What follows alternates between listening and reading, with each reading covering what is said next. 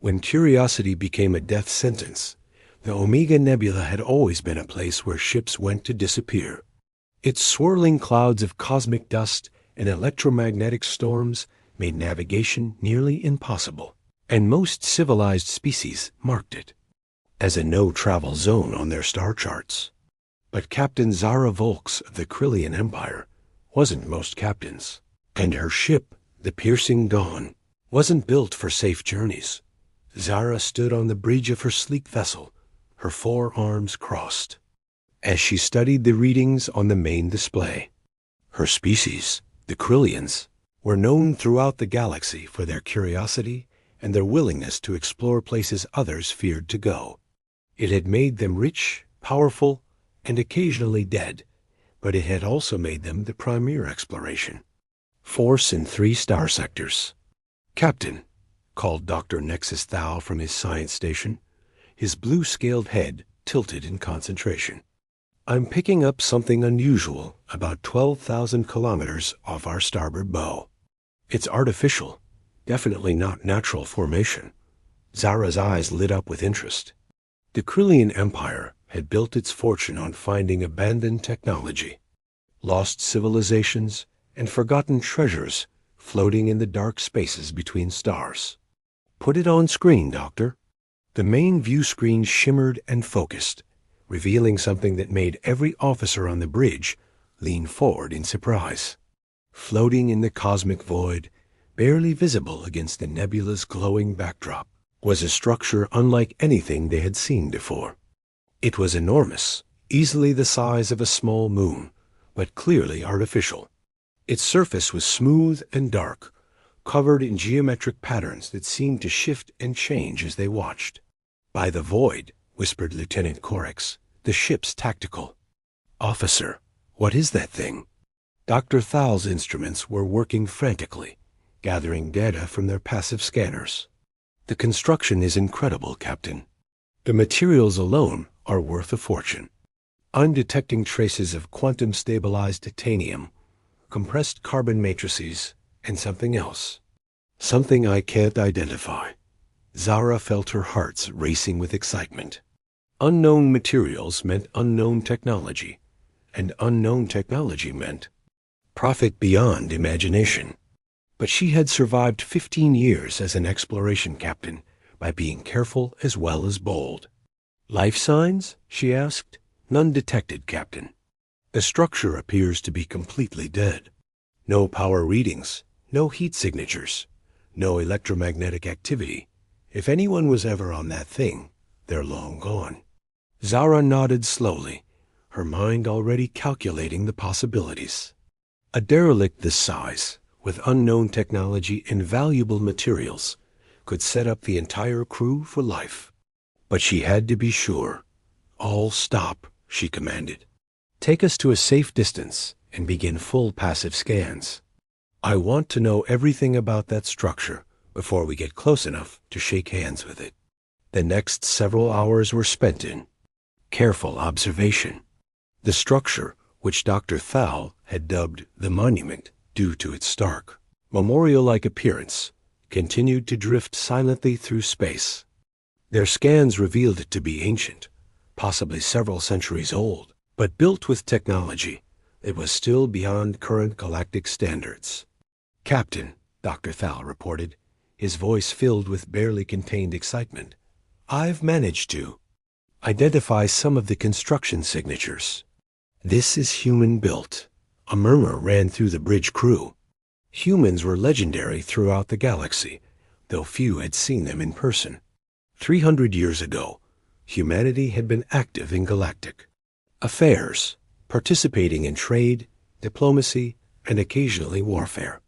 They had been respected, feared by some, but then, for reasons no one fully understood, they had simply withdrawn. Earth had closed its borders, human colonies had gone silent, and humanity had become little more than a myth. "Human?" Zara repeated, her interest doubling. "Are you certain?" "The quantum signatures match archived records from the old contact wars, Captain. This is definitely human technology, but it's more advanced than anything in our historical databases. much more advanced. Zara made her decision. Launch Probe 1. Full spectrum analysis. I want to know what we're dealing with before we commit to boarding. The probe launched smoothly from the piercing dawn and approached the massive structure. Its sensors were state-of-the-art Krillian technology, capable of penetrating most known materials and energy fields. The probe circled the Z monument slowly, scanning every surface, every angle, every mysterious marking. The results were fascinating.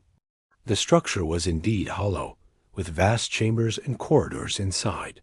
There were signs of advanced technology everywhere, but all of it appeared to be dormant. Most intriguingly, there were what appeared to be docking bays, suggesting the structure had been designed to accommodate visiting ships. It's like a space station, Dr. Thal observed, studying the probe's data. But the power systems are unlike anything I've ever seen. They're not just dormant, Captain. They're designed to be dormant. This thing was built to sleep. Zara frowned. Sleep? What do you mean? The architecture suggests this station can activate itself if needed, but its default state is complete shutdown. It's like it's waiting for something. Lieutenant Corax looked up from his tactical display. Captain, I'm detecting weapon emplacements throughout the structure. They're well hidden, but they're there. Lots of them. This gave Zara pause. A defensive structure suggested something worth defending. But the readings showed no activity, no power, no signs of life. Whatever this monument had been built to protect was either long gone or hidden, so well their scanners couldn't find it. Options. People, Zara said, settling back into her command chair. We have what appears to be an abandoned human station with unknown technology and possible treasures inside. We also have weapon systems that appear to be offline. Recommendations? Dr. Thal was the first to speak. Captain, the scientific value alone is immeasurable. Human technology from this period could advance our understanding of quantum physics by decades. We have to investigate. Lieutenant Corax was more cautious. Those weapon systems concern me, Captain. Just because they appear offline doesn't mean they are. The humans were known for their defensive capabilities. Zara weighed their words carefully. The potential rewards were enormous, but so were the risks. However, her crew was experienced, her ship was well armed, and fortune favored the bold. We'll proceed, but carefully, she decided. Dr. Thal, I want you to perform one more scan. A deep penetration scan. I want to know exactly what's inside that structure before we dock. Dr. Thal's eyes gleamed with scientific curiosity. Captain, a deep scan will require us to use our quantum resonance array. It's designed to penetrate the deepest bunkers and most heavily shielded installations. If there's anything hidden in that structure, we'll find it. Do it, Zara commanded. The quantum resonance array was the piercing dawn's most advanced sensor system. It could map the interior of a planet or peer through the heaviest armor plating. It was also, by its very nature, an invasive and aggressive form of scanning. Most civilizations consider deep quantum scanning an act of hostility, but the monument was clearly abandoned. Dr. Thal activated the array, and invisible quantum pulses lanced out toward the human structure. The beams penetrated the outer hull easily, mapping corridors, chambers, and hidden spaces.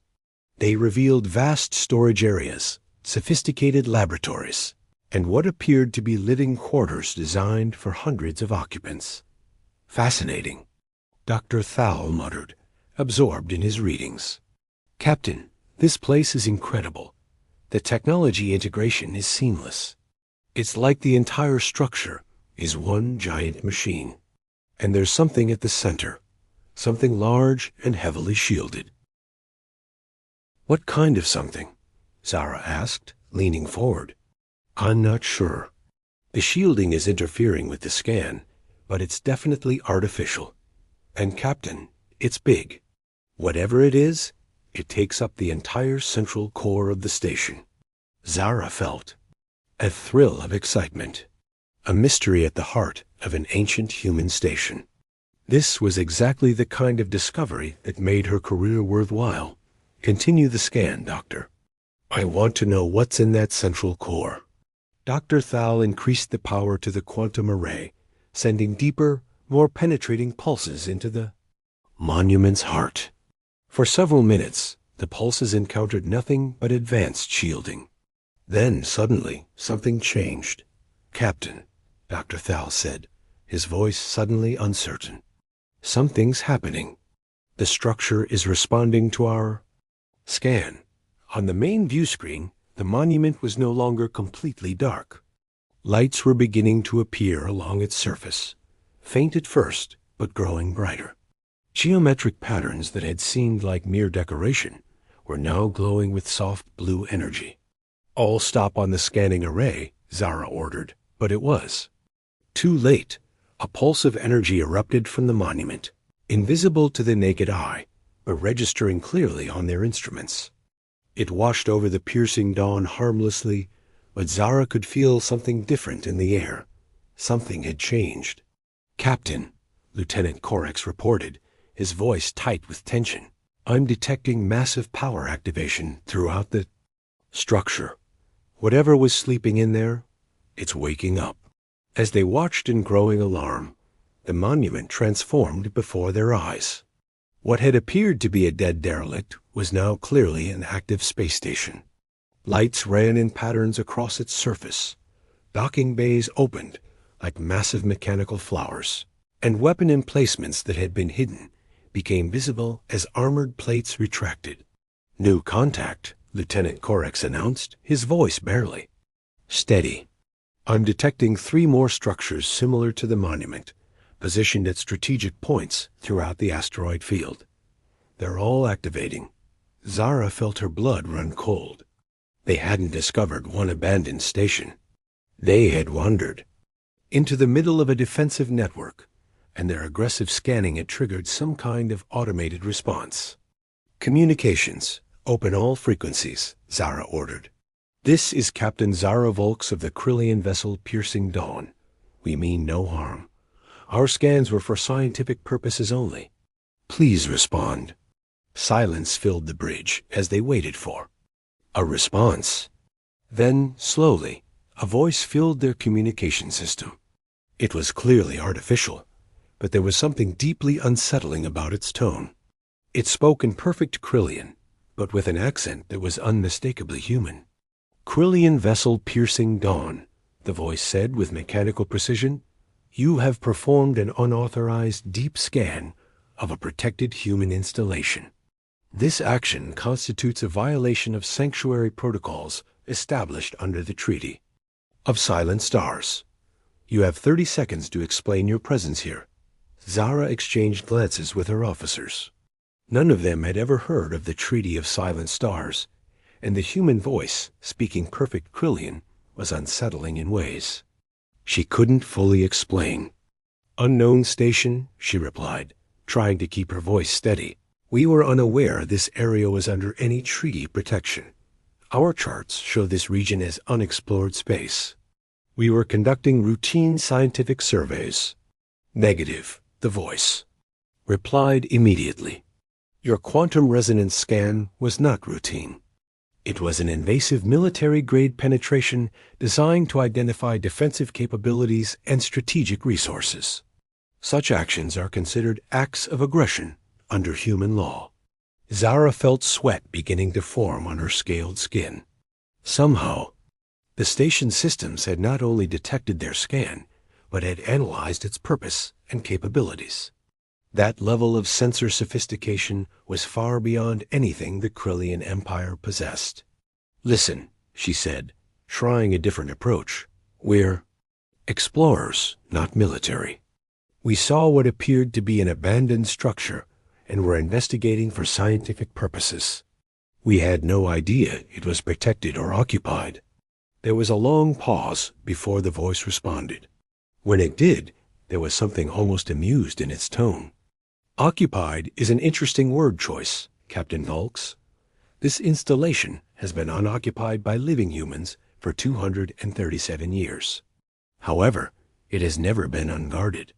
As if to emphasize the point, the weapon systems on all 4 structures became fully active. Energy readings spiked to levels that made the piercing dawn's defensive systems seem insignificant by comparison. You will now receive a demonstration of why human installations are left alone, the voice continued. This demonstration will be non-lethal, but it will be educational. Before Zara could respond, one of the monument's weapon systems fired. It wasn't aimed at the piercing dawn, but at a large asteroid several kilometers away. The beam that emerged was unlike anything in Krillian weapons technology. It didn't explode the asteroid or vaporize it. Instead, the massive rock simply ceased to exist, leaving behind only a few particles of dust that glittered briefly in the nebula's light. Bridge of the piercing dawn fell into absolute silence as the crew contemplated what they had just witnessed. That level of destructive power was theoretically possible, but no known civilization possessed weapons that could simply delete matter from existence. That was a minimal power demonstration, the voice explained calmly. The weapons systems of this installation are capable of significantly more destructive output. You now understand why human space is clearly marked, and why violations of sanctuary protocols are taken seriously. Zara found her voice, though it was shakier than she would have liked. What do you want from us? Nothing, Captain Volks. You stumbled into something you were not meant to find, but your intention was scientific curiosity rather than military aggression. Therefore, you will be allowed to leave with a warning rather than being treated as an invasion force. The relief that flooded through Zara was almost overwhelming, but she had to ask the question that was burning in her mind. What is this place? Why is it here? There was another pause, longer this time, as if the artificial intelligence was considering how much to reveal. This installation is designated Memorial Station Omega-7. It was established as both a monument to human casualties from the contact wars and as a defensive position to ensure that humanity's withdrawal from galactic affairs would be respected. We are one of 47 such installations positioned throughout what was once the human sphere of influence. 47 installations, each one presumably as powerful as this one. Zara felt her understanding of galactic politics shift dramatically. Humanity hadn't withdrawn from space because they were weak or defeated. They had withdrawn because they chose to, and they had left behind guardians to ensure their isolation was respected. Your species will now be added to our contact database. The voice continued. All Krillian vessels will receive updated navigation charts showing human sanctuary zones. These zones are to be avoided. Future violations will not be met with warnings. The massive weapons systems slowly powered down, but the stations remained fully active and alert. The message was clear. They were being allowed to leave, but they were also being watched. Captain Volks, the voice said as they prepared to depart, humanity appreciates scientific curiosity. It is a trait we share with your people. However, curiosity must be tempered with wisdom. Some doors are better left unopened, and some questions are better left unasked. As the piercing dawn turned to leave the nebula, Zara couldn't help but look back at the monument one more time. It was still active, still watching, still waiting for the next curious species to make the same mistake they had made. She had come, looking for treasure, and found something far more valuable and far more terrifying. She had found proof that humanity was still out there, still watching, and still capable of defending themselves in ways that made the rest of the galaxy seem primitive by comparison. That the question that would haunt her for the rest of her career was simple. If humanity possessed this level of technology and had 47 installations scattered throughout space, why had they chosen isolation over conquest? What had made them withdraw from a galaxy they could have easily dominated? As the nebula faded behind them, Zara realized that some questions were indeed better left unasked, because the answers might be more terrifying than ignorance. Asterisk. The price of underestimating humanity. The journey back to Krillian space took 8 days, but Captain Zara Volks felt as though she had aged 8 years. The encounter with Memorial Station, Omega 7, had shaken her understanding of the galaxy in ways she was still trying to process. Her crew moved about their duties with the quiet efficiency of people who had seen something that challenged their most basic assumptions about the universe. Dr. Nexus Thal spent most of the return journey analyzing the data they had collected. Before the monument awakened, his findings were disturbing in their implications. The energy readings he had recorded suggested that the weapon demonstration they had witnessed was not just a minimal power display, but one that had used only a fraction of the station's available power output. "Captain," he reported on the 6th day of their return journey, "I've been running calculations based on the power signatures we detected. The station that destroyed the asteroid was operating at approximately 2% capacity." 2%. Zara felt a chill run down her spine. "Are you certain about those numbers, Doctor?" "I've checked them 17 times, Captain. The quantum resonance patterns don't lie. That station could have destroyed our ship, the asteroid field, and everything else in a 50-kilometer radius without straining its power systems." Lieutenant Korex looked up from his tactical station, his face grim. "Captain, I've been analyzing the defensive positions of those 4 stations. They weren't randomly placed. They form a perfect defensive grid that could protect anything from a single ship to an entire fleet. And if there are 47 installations like this scattered throughout space... He didn't need to finish the sentence. Everyone on the bridge understood the implications. Humanity had withdrawn from galactic affairs, but they had done so from a position of overwhelming strength, not weakness. As the piercing dawn approached Krillian space, Zara made a decision that would change the course of her career. Instead of reporting directly to the Exploration Command as protocol dictated, she requested an immediate audience with the High Council. Her encounter with the human installation was too important to be buried in routine. Exploration reports. The High Council of the Krillian Empire met in the crystal spires of Krill Prime, the gleaming capital world that had been the center of their civilization for over 1,000 years.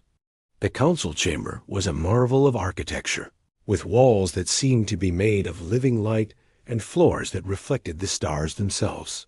Counselor Vex Torren, the eldest member of the High Council, listened to Zara's report with growing concern. His 4 eyes never left her face as she described the encounter with the monument, the awakening of the defensive network, and the casual demonstration of power that had erased an asteroid from existence. "You're certain these installations are unmanned?" he asked when she finished. The artificial intelligence was very clear about that, Counselor. It said the installation had been unoccupied by living humans for over 2 centuries, but it had never been unguarded. Counselor Torren exchanged glances with his fellow council members. The implications of Zara's report were staggering. For 300 years, the galactic community had assumed that humanity's withdrawal from space meant they had abandoned their advanced technology and retreated to their home worlds. The existence of automated defensive installations suggested a very different reality. "Captain Volks," said Counselor Yithkaller, the Council's military advisor, "in your professional opinion, what was the purpose of this encounter? Why did the installation allow you to leave alive?" Zara had been thinking about that question for the entire return journey. "I believe it was a message, Counselor. A demonstration intended to be shared with the wider galactic community. The artificial intelligence specifically mentioned that our species would be added to their contact database, and that updated navigation charts would be provided.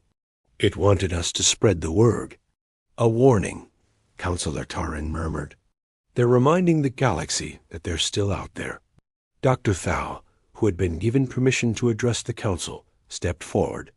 Counselors, with respect, I believe the situation is more complex than a simple warning. The technology we observed was not just advanced. It was revolutionary. The energy manipulation capabilities alone could solve the power crisis on 6 different worlds.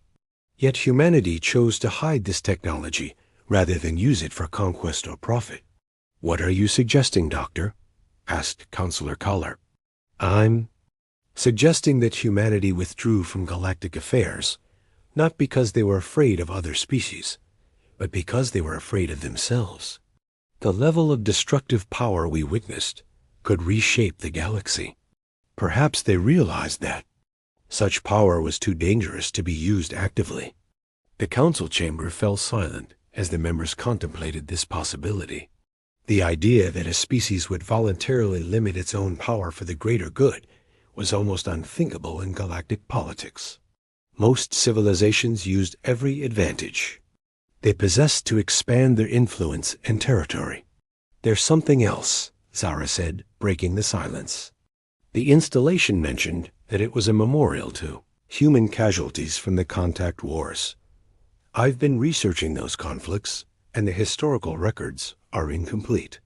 We know humanity fought several defensive wars against various species, but the details are classified or lost. Counselor Theron's expression grew thoughtful. "Perhaps it's time those details were no longer lost. Dr. Thal, I'm authorizing you to access the highest levels of our historical archives. I want to know everything about humanity's military capabilities during the contact wars." Over the next several days, Dr. Thal worked with the Empire's most advanced historical is to piece together a complete picture of humanity's military history. What he found was disturbing enough to prompt another emergency session of the High Council. "Counselors," Dr. Thal reported, his voice heavy with the weight of his discoveries. "Humanity didn't just win the contact wars. They won them so decisively that their enemies simply ceased to exist as military powers. The Thrakari Empire, which once controlled 40 star systems, was reduced to a single world in 6 months.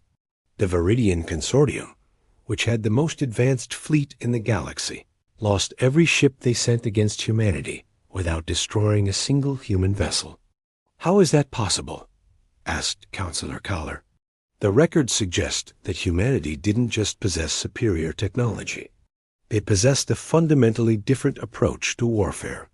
While other species focused on large fleets and massive battles, humans developed precision weapons and strategic thinking that made traditional military doctrine obsolete." Dr. Thal activated a holographic display showing the few surviving records of human military actions. They didn't conquer territory or enslave populations. They simply made it impossible for their enemies to continue fighting. They would destroy military infrastructure, disable fleets, and eliminate command structures with surgical precision. Their enemies weren't defeated. They were neutralized. The implications were staggering. Humanity had possessed the capability to dominate the galaxy 3 centuries ago, and their technology had clearly advanced since then. The Memorial Station Network represented the descendants of that military capability, left behind as guardians of humanity's chosen isolation. "Captain Volks," Counselor Tarran said, his voice carefully controlled, "did the installation give any indication of what would happen if their sanctuary zones were violated by a military force rather than explorers?" Zara shuddered as she remembered the casual way the asteroid had been erased from existence. "It mentioned that future violations would not be met with warnings, Counselor." I believe the implication was clear. The council chamber fell into another long silence as the members grappled with the reality of their situation. The galaxy's balance of power was built on the assumption that no single species possessed overwhelming military superiority. The existence of the Memorial Station Network changed that assumption completely. "There's one more thing," Dr. Thal added reluctantly. "I've been analyzing the quantum signatures from the Memorial Station and comparing them to known human technology. The installation we encountered wasn't just advanced. It was old. Based on the technological patterns, I estimate it was built at least 2 centuries ago. 2 centuries ago? Counselor Keller repeated. You mean this represents old human technology? I'm afraid so, Counselor. Which means their current capabilities are likely far beyond what we witnessed. The weight of this revelation settled over the council like a shroud. They were dealing with technology that was already centuries beyond their understanding, and it represented humanity's past achievements, not their current ones. Asterisk. Counselor Taryn made a decision that would reshape Krillian foreign policy for generations to come. This information is to be classified at the highest levels. Captain Volk's Dr. Thal, you will share the details of this encounter with no one, without direct authorization from this council. Counselor, Zara said carefully, the installation mentioned that other species would receive updated navigation charts. This information is going to spread throughout the galaxy, whether we want it to or not. Then we need to be ahead of it, Counselor Taryn replied. Dr. Thal, I want you to prepare a complete analysis of the implications of this discovery. Captain Volks, you will work with our diplomatic corps to draft recommendations for how the Empire should respond to this new reality. As the council session ended, Zara found herself walking through the crystal corridors of the governmental complex with Dr. Thal. Both were lost in thought, trying to process the magnitude of what they had discovered. Doctor, Zara said eventually, do you think we made a mistake? Going to that nebula, I mean. Dr. Thal was quiet for a long moment before answering. I don't think we had a choice, Captain. If we hadn't found Memorial Station Omega-7, someone else would have eventually. At least this way, the galaxy is getting a warning rather than a demonstration of what happens when humanity's patience is truly tested. But now we know they're out there, watching, waiting. Yes, Dr. Thal agreed. But we also know they chose isolation over conquest. That suggests a level of wisdom and restraint that most species lack. Perhaps that's the most important lesson of all. Meanwhile, in the ASN depths of space, Memorial Station Omega-7 continued its silent vigil. In its central core, the artificial intelligence that had spoken to the piercing dawn transmitted a brief report across quantum communication channels that spanned the galaxy. The message was received on a small, unremarkable world on the edge of human space. In a facility that appeared to be little more than a weather monitoring station, General Marcus Chun received the report with interest but not surprise. At 93 years old, he was one of the few humans who remembered the decision to withdraw from galactic affairs. Another curious species, he murmured to himself as he read the AI's report. They're always so surprised that we chose to leave. He activated his own communication system and sent a message to the Memorial Station network. Omega-7, this is Archive Command. Your handling of the Krillian contact was appropriate. Continue monitoring and report any changes in Galactic. Political dynamics. The response came immediately. Acknowledged, Archive Command. Question. How long do we maintain the current protocol? General Chun considered the question carefully. The Memorial Station network had been maintaining its vigil for over 2 centuries, waiting for the galaxy to mature enough to handle the truth about humanity's capabilities. The question was whether that time had finally come. Continue current protocols, he replied finally. But prepare for the possibility that the galaxy may not be content with warnings much longer. As the communication ended, General Chun looked out at the stars visible through his office window. Somewhere out there, 47 memorial stations continued their endless watch, reminders of humanity's choice to step back from a galaxy they could have ruled. It had been the right decision then, but he wondered if it would remain the right decision in the years to come. The galaxy was changing, evolving, growing more connected and more curious. Eventually, curiosity would overcome caution, and someone would decide that humanity's isolation was an opportunity rather than a boundary to be respected. When that day came, the memorial stations would stop being monuments and become what they had always been designed to be. They would become humanity's final answer to the question of what happened when wisdom was mistaken for weakness. But for now, they waited in the dark, silent guardians of a peace that had lasted 3 centuries. The question was not whether that peace would eventually end, but whether the galaxy would be wise enough to learn from humanity's example when it did dot in the crystal spires of Krill Prime. Captain Zara Volk stood before a window looking out at the stars, knowing that her simple act of curiosity had set in motion events that would reshape the galaxy's understanding of itself. She had gone looking for treasure and found something far more valuable and far more dangerous. She had found proof that sometimes the greatest power was the wisdom to know when not to use it. The question now was whether the galaxy would learn that lesson before it was too late. Asterisk.